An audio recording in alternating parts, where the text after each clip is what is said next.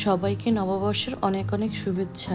আশা করি সকলে ভালোই আছেন। হ্যালো এভরিওয়ান, আসসালামু আলাইকুম। আমি নাইমা জান্নাত আপনাদের সামনে আরও একটি নতুন ভিডিও নিয়ে হাজির হলাম। আজকে ভিডিওটা মোটামুটি পয়লা বৈশাখের দিন করা, তো তার আগের দিন রাতেই আমি যে প্রস্তুতিগুলো নিচ্ছিলাম সেগুলোই আপনাদের সাথে শেয়ার করছি। এই যে দেখতেই পাচ্ছেন, চাল একদম পিওর মোটা চাল, যেটা গ্রামের বাড়িতে খাওয়া হয়। আমার আম্মা নিজে চালগুলো নিজের হাতে তৈরি করে ধান কিনে, তো সেখান থেকে কিছুটা চাল নিয়ে নিয়েছি, কারণ পান্তা ভাত কিন্তু এ চালেরই অনেক বেশি স্বাদ হয়। আর নর্মালি আমরা ঢাকায় যে চালগুলো খাই, মিনিকেট চাল, সেটার কিন্তু পান্তা ভাত খেতে খুব বেশি ভালো লাগে না। তো আমি প্রথমেই ইলিশ মাছটা ভেজে নিচ্ছিলাম। এখানে আমি ইলিশ মাছটা শুধু ভাজি করে খাবো না, কারণ আমরা দুজনেই ইলিশ মাছ শুধু ভাজি থেকে একটু ভুনা করে খেতে পছন্দ করি।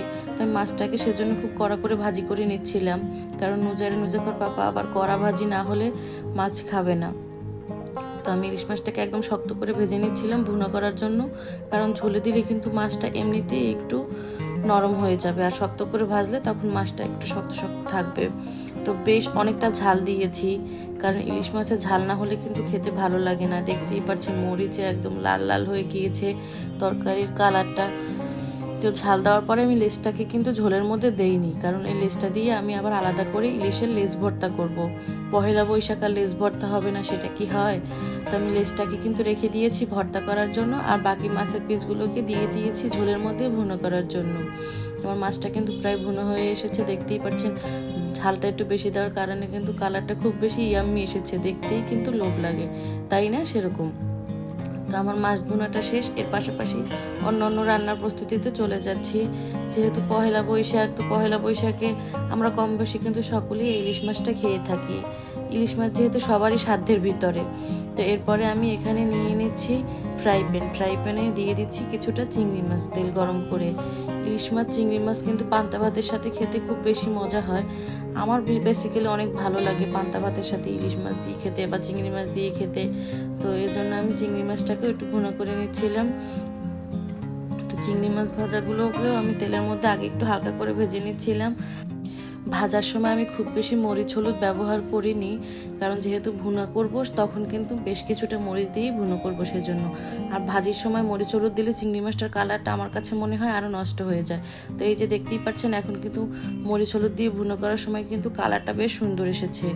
আর এটাতেও কিন্তু বেশ অনেকটা পরিমাণে ঝাল দিয়েছি, কারণ পান্তা ভাতের পানির সাথে কিন্তু ঝালটা অনেক বেশি যায়। শুকনো ভাতে ঝাল কম খাওয়া গেলেও পান্তা ভাতে কিন্তু মরিচটা একটু বেশি নিলে ভালো লাগে, বা ঝোলের জন্য ঝালের অ্যামাউন্টটা কিন্তু কমে আসে।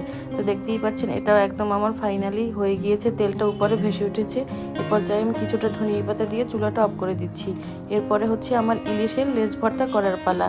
ইলিশের লেজ ভর্তা খেতে ঠিক যতটা মজা, আর এটা করাটা কিন্তু ঠিক ততটাই কঠিন, কারণ এই লেজের ভিতরে এত ছোট ছোট কাঁটা থাকে, যা বাছতে অনেক বেশি কষ্ট হয়। আর এই কাঁটাগুলো না বেছে খেলে দেখা যায় এত ছোট কাঁটা, যেটা গলায় বেঁধে আরও বাজে অবস্থা হয়ে যেতে পারে। তাই এটা অনেক সেন্সিটিভলিভাবে করতে হয়, যেটা অনেক কষ্টকর।